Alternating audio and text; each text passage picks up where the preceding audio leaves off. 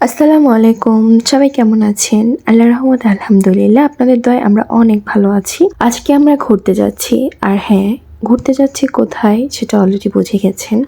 আর এই ভিডিওটি হলো করা আমার বিয়ের 1 মাস পর। যেদিন 1 মাস পূর্ণ হয়েছে সেদিন আমরা ঘুরতে বের হয়েছিলাম। 1 মাস পূর্ণ হয়েছে এই উপলক্ষে। তো আজকে আমরা সবাই মিলে একসাথে পদ্মা নদীতে ঘুরে বেড়াবো। আর তখন আমরা গিয়েছিলাম পদ্মা সেতু দেখার জন্য।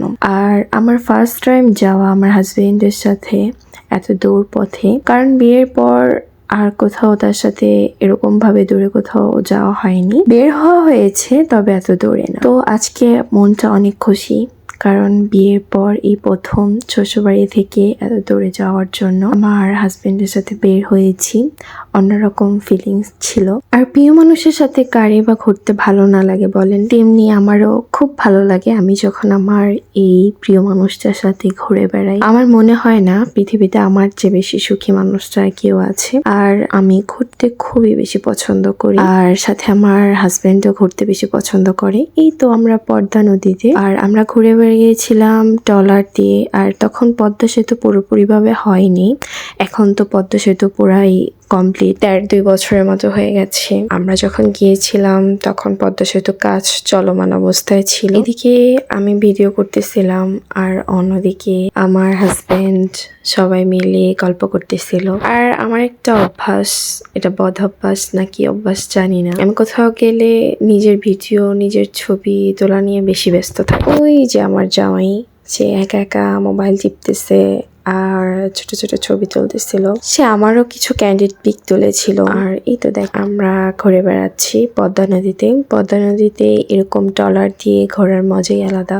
আর যারা ঘুরিয়েছেন তারা জানেন যে নদী যারা পছন্দ করেন তাদের কাছে ভালো লাগবে, আর যারা নদী পছন্দ করেন না তাদের কাছে হয়তো ভালো নাও লাগতে পারে। আর আমার নদী ভীষণ প্রিয়। যখন বেশি মন খারাপ হয় তখন নদীর পাড়ে এসে বসতে পারলে মনে হয় নিজের জীবন সার্থক, আর মন খারাপ তো সার্থক। যাই হোক, পদ্মা নদীতে যখন আমি আমার প্রিয় মানুষটির সাথে ঘুরে বেড়াচ্ছিলাম, আমার কাছে খুব বেশি ভালো লাগতেছিল।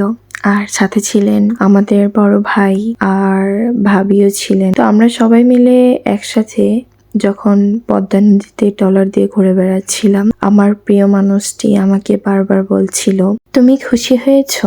তোমার কেমন লাগছে? তো আমি তো এক কথায় বলে দিয়েছি আমার ভীষণ ভালো লাগতেছে। আর এদিকে দেখেন, বারবার আমার জামাই আমার ভিডিও করতেছিল, আর আমি তো প্রকৃতির ভিডিও নিয়ে ব্যস্ত। আর একটা কথা, এই পদ্মা সেতু আমার প্রথম দেখা, লাইফে ফার্স্ট টাইম আমি সেদিনই পদ্মা সেতু দেখেছিলাম। তখন কাজ চলমান অবস্থায় ছিল, পুরোপুরি শেষ হয়নি। ফার্স্ট টাইম পদ্মা সেতু দেখার অনুভূতি অন্যরকম ছিল। আর আশেপাশের যে পরিবেশটা, যা আমার কাছে ভীষণ ভালো লাগতেছিল। আমি বারবার বলতেছিলাম যে এরকম একটা নিরিবিলি পরিবেশে যদি থাকতে পারতাম সবসময়, তাহলে অনেক ভালো লাগতো। আর এদিকে তো আমার জামাই তার ইজি কাজে বিজি ছিল। যাই হোক, আমার জামাই যেই জায়গায় যায় তার যেটা না করলেই না, সেটা নাই বা বললাম। আর এদিকে আমাদের শ্রদ্ধেয় বড় ভাই ট্রলার চালাইতেছিল।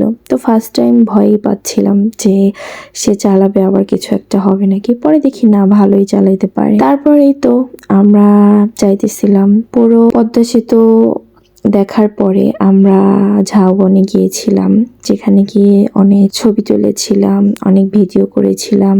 আজকের ভিডিও এই পর্যন্তই। আল্লাহ হাফেজ।